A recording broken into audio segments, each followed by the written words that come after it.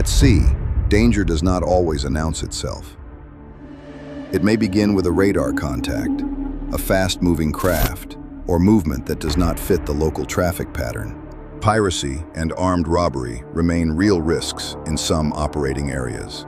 This course prepares crews to recognize warning signs early, understand risk areas, and reduce vessel vulnerability before entering high-risk waters. You will learn how preparation, reporting, communication, and ship protection measures work together. Detect, deter, delay, protect. During a developing attack, timing matters. Crews must act early, escalate quickly, and respond in coordination. And if boarding becomes likely, the priority changes. Protect life, move safely, account for crew, and follow survival procedures.